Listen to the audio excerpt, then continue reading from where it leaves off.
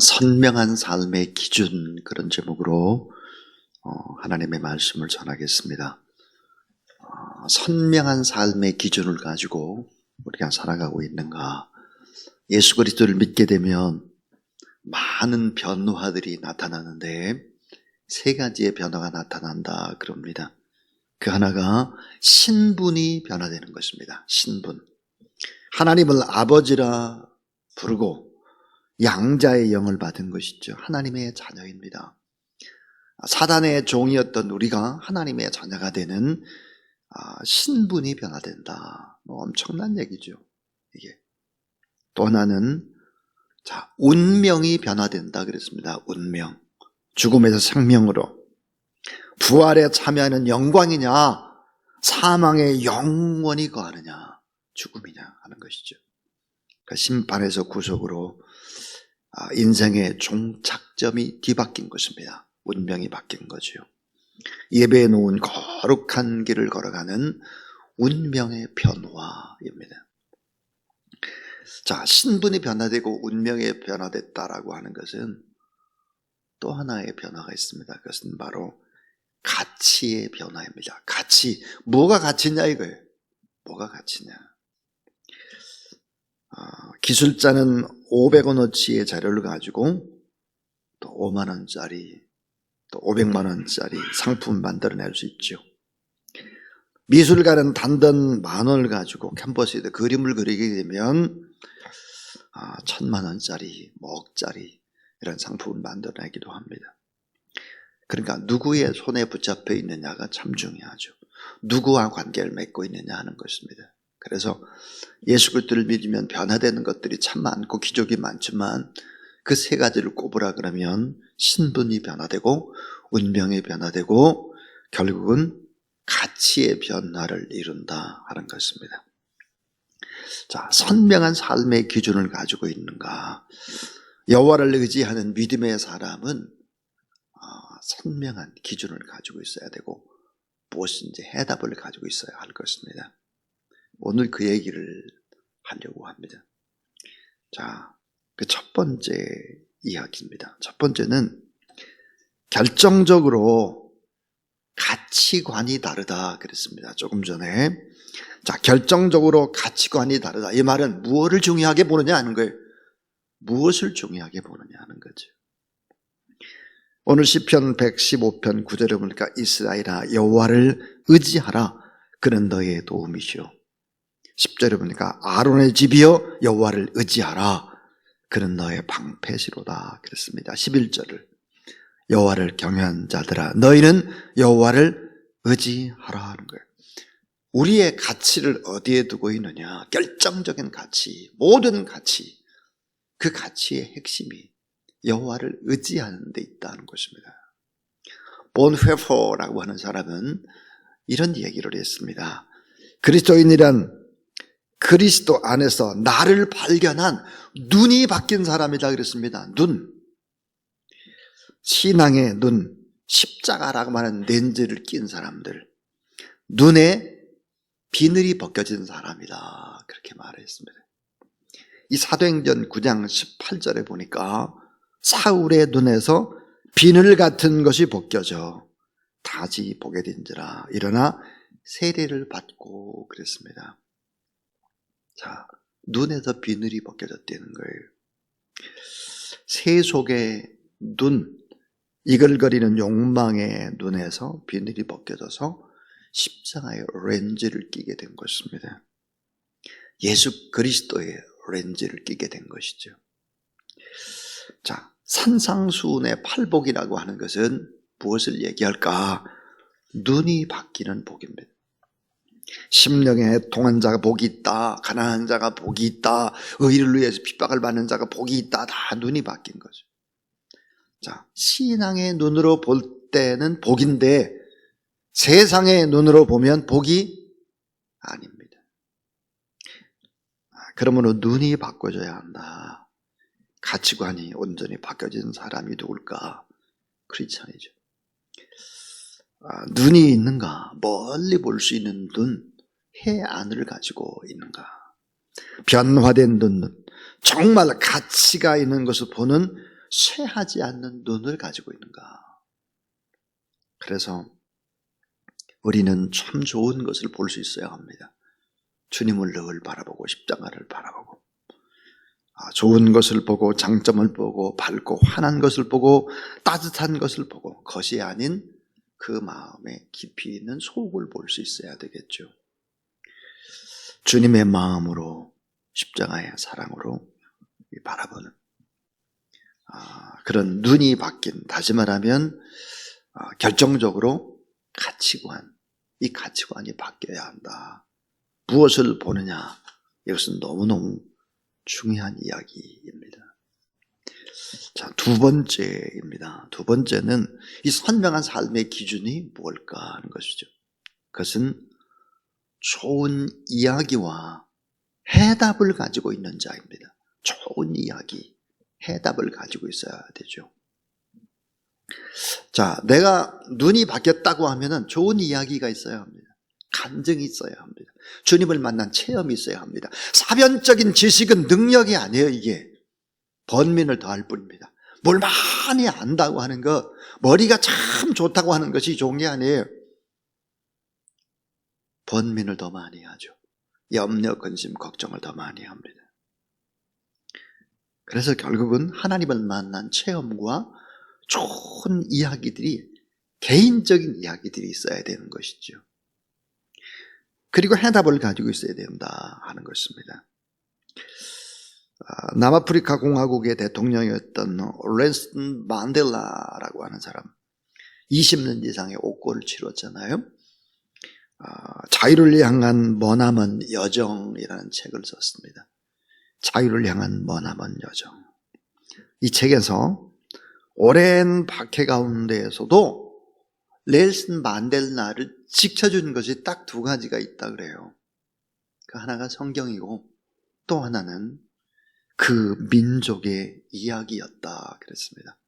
그러니까 남아프리카 공화국의 좋은 이야기들이었다. 그 좋은 이야기가 자기를 지켜줬다라고 얘기하고 있습니다. 자, 우리는 중국이라고 하는 나라, 우리는 많이 이렇게 중국이라는 나라를 좀 이렇게 좀 얕잡아 보는 그런 경향이 있는데, 사실 중국이 엄청나게 강한 나라죠. 그것은 1000가지 이상의 고사를 가지고 있기 때문이다. 고사, 옛 이야기들이죠. 그들은 어려서부터 최고의 고전인 초한지라든지 사마천의 사기라든지 삼국지정을 통해서 삶의 여러 정황 속에서 어떻게 대처해야 되는지 이야기를 알고 있습니다. 자, 이야기라고 하는 형식을 통해서 자신이 직접 체험하지는 못했지만 이런 문제를 만나면 이렇게 처리하면 되겠구나, 그런 해답들을 가지기 시작하는 것이죠. 그래서 중국이 강하다, 그런 얘기를 많이 합니다. 땅이 커서 군사대국이 아니라 경제대국이 아니라 결국은 많은 이야기들을 가지고 있는 나라다 하는 거죠. 유대인이 강한 이유 여러분 잘 알다시피, 유대인은 왜 그렇게 강할까? 왜 세계 최강 미국이 이스라엘 문제라면 벌벌벌 떨까? 왜 무슨 문제가 생각하면 그냥 이스라엘로 달려가가 미국 대통령들이 말이에요. 유대인의 파워를 보여주는 것이 있다고 하면 뭘까? 구약 성경과 탈무드입니다. 복잡 다단한 삶의 정황이나 문제들 속에서 이미 해답을 알고 있는 거예요. 정답을 알고 있는 거예요. 성경의 진리는 이렇게, 탈무드에 보니까 구체적인 상황의 정황들은 이때 이렇게, 교과서와 같은 진리를 닮은 책, 그것은 좋은 이야기죠. 해답입니다. 이 민족이 강할 수밖에 없는 해답이죠. 프랑스가 왜 강하냐, 어떤 분들은 두 가지 얘기를 하더라고요. 그것은 바로 프랑스가 강한 이유는 캘빈 때문이다, 그리고 기독교 강요 때문이다 그럽니다. 기독교 강요. 조금 진보적인 그런 신학교에서는 뭐 이렇게 기독교 강요라든지 이런 것들을 잘 안 읽습니다만은, 보수적인 그런 교단에서는 이 기독교 강요야말로 설교의 교본이다. 그렇게 얘기를 하죠. 프랑스가 강한 이유입니다. 수많은 문학과 철학 속에 배어있는 기독교의 정신들이죠. 그것은 많은 이야기를 남기는 것입니다. 여러분, 독일이 강한 이유가 무엇입니까? 독일. 저는 이제 개인적으로 독일을 여러 번 이렇게 가보기도 하고, 또 튜빙겐 대학에 또 가기도 하고, 또 선교단체 협의회가 있어서 가서 강의도 하고 이랬는데, 독일이라는 나라가 참 좋은 것 같아요. 독일이 강한 이유는 뭘까? 그것은 당연히 마르틴 루터가 있기 때문이다 그래요. 마르틴 루터. 성경 때문이다 그래요.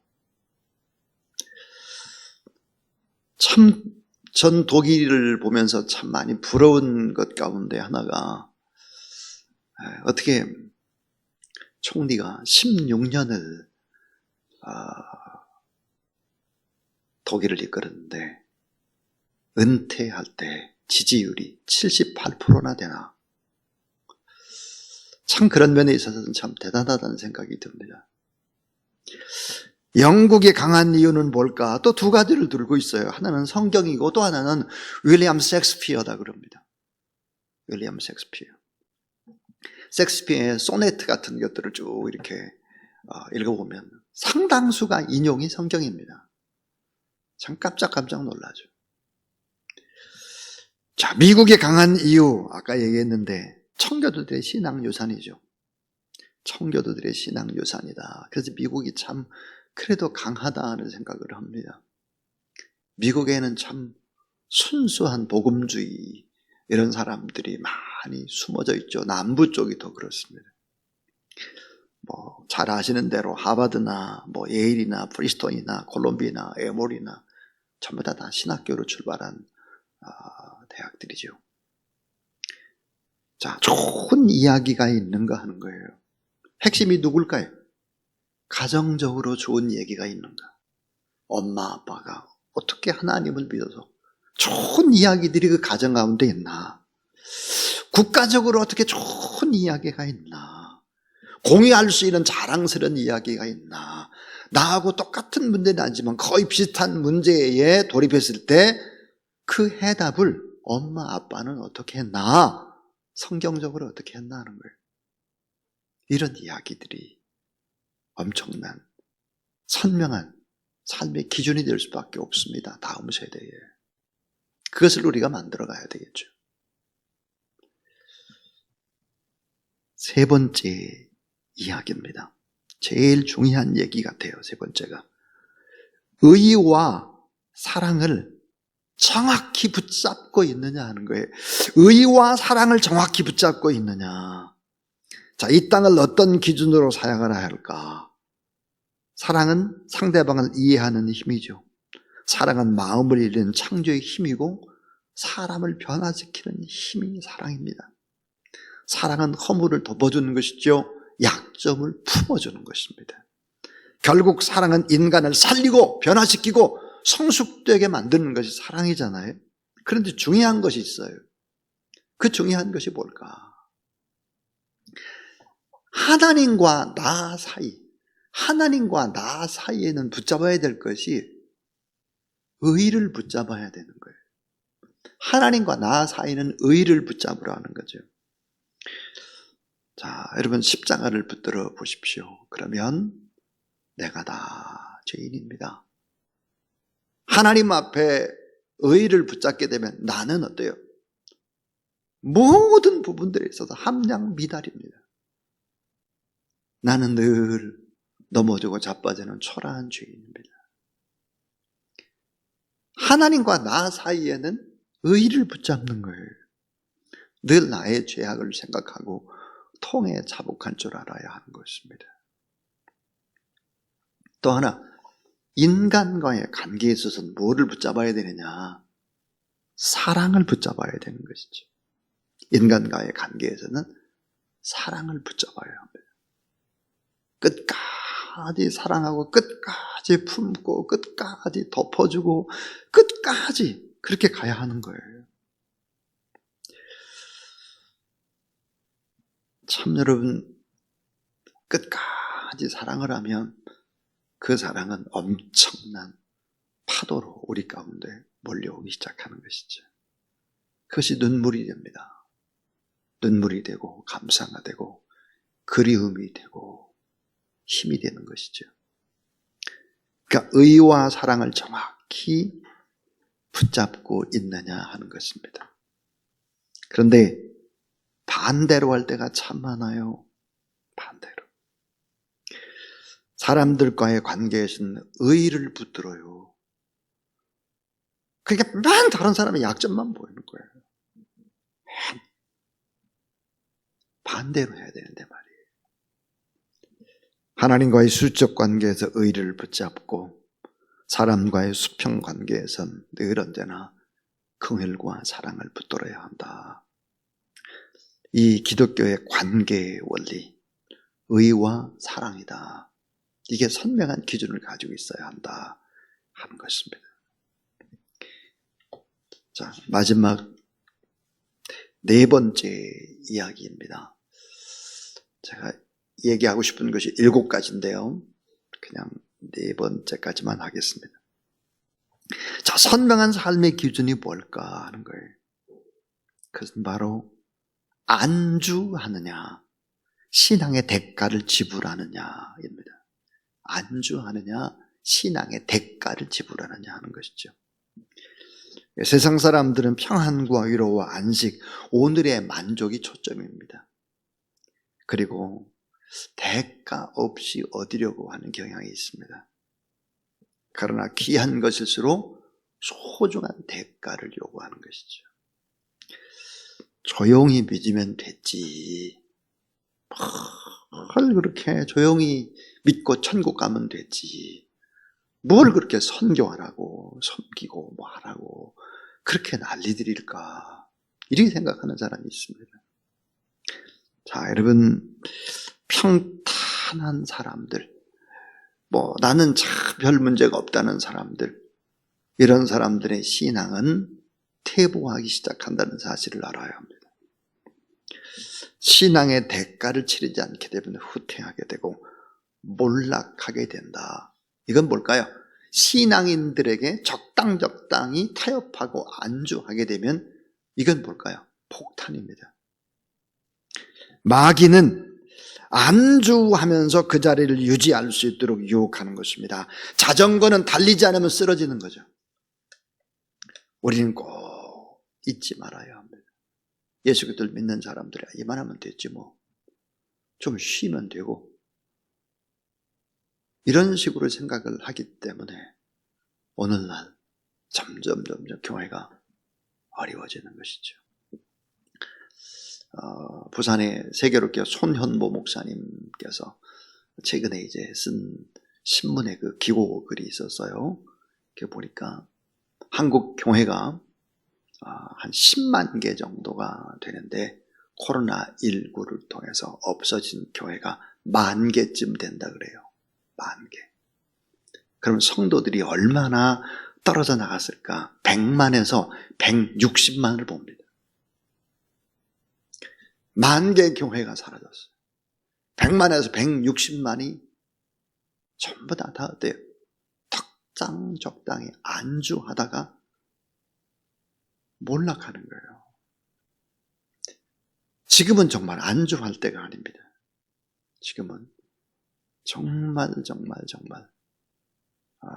제가 서울 강동노회라고 하는 큰 노회에 노회장이 되는데 노회를 바라보면서 정말 어려운 일들이 많은 것을 산적해 있는 것을 알 수 있었습니다. 제가 노회장이 된다고 하니까 도움을 요청하는 손길들이 하루에도 수십 통입니다. 전화만 수백 통 받은 것 같습니다. 목사님 이렇게 어렵습니다. 여기가 어렵고 저기가 어렵고 이런 상황 어떻게 좀 해결해 주세요라고 하는 그런 이야기들을 계속 들어왔습니다. 어젯밤에도 계속 들었습니다. 밤 11시까지. 이걸 어떻게 노회를 이끌어 나가고 작은 교회, 폐쇄되는 교회들을 어떻게 해야 될까라고 하는 깊은 고민에 빠지고 있습니다. 왜 이런 일이 벌어질까 하는 거예요. 근데 저는 놀라운 사실들을 또 하나 발견했습니다. 코로나19 시대에 더 잘 되는 교회들입니다. 있어요. 더 잘 되는 교회가. 놀랍게도 어제 연락 온 교회 같은 경우는 예산이 작년보다 한 15%, 20%더 올라갔습니다. 교인들도 늘어났습니다. 또 세례를 받았습니다. 뭐 이런 얘기도 있다고요. 안주하는 거예요. 안주하면 독약입니다. 독약. 신앙의 대가를 치러야 하는 것이죠. 자, 나는 안주하지 않겠다. 사가서 없어지는 것이 아니라 달아서 없어지겠다. 이런 생각을 갖는 것이 예수 그리스도를 믿는 선명한 사람들의 기준이 되어야 할 것이다 하는 것입니다. 오늘 선명한 삶의 기준에 관한 4가지 이야기를 했습니다. 오늘 우리는 결정적으로 가치관이 다른 사람이다. 눈의 비늘이 벗긴 사람들이다. 또 우리는 정확한 해답과 함께 좋은 이야기들을 가지고 있어야 된다. 좋은 이야기. 하나님 때문에 변화된 아름다운 이야기. 그런 것들이 삶의 기준이 돼야 된다 하는 것입니다. 참 자녀들은 엄마 아빠가 어떻게 했느냐라고 하는 것이 이게 해답이 됩니다. 이게. 저는 저의 사촌 동생 신실한 장로님이 있습니다. 김진자 배자인데 김진배 장로님인데 그 장로님과 어제 잠시 통화하면서 그랬습니다. 나는 동생 장로님 모습 속에서 큰아버지 백부님의 모습을 본다. 제가 이제 그렇게 얘기했습니다. 저희 큰아버지가 참 많은 부분들을 참 남겨주셨는데 그 중에 유언처럼 저에게 이런 말씀을 하셨어요. 지금 내가 땀 흘려 공부하지 않으면 지금 흘리지 않은 땀은 훗날 피가 되어 너의 이마에서 흐를 것이다. 초놈을 아껴 써라. 그런 말씀을 하셨습니다. 늘 염두에 두고 살아갑니다. 안주하지 않도록 그렇게. 그래서 어제 그런 얘기를 동생 장로와 하면서 그랬습니다. 참 큰아버지가 그리워진다 그랬습니다. 좋은 모델이 가정의 가문 안에 있으면 그것은 엄청난 저력이 됩니다. 엄청난 힘이 됩니다. 또 하나는 의와 사랑을 정확히 붙잡자 하는 거예요. 의와 사랑을. 내가 하나님 앞에 서면 늘 죄인이지만 사람들 앞에서는 어떻게 긍휼히 여기고 불쌍히 여길까. 이런 마음을 가지고 신앙생활에 나가는 저와 여러분 우리 모두 다 될 수 있기를 주님의 이름으로 축원합니다.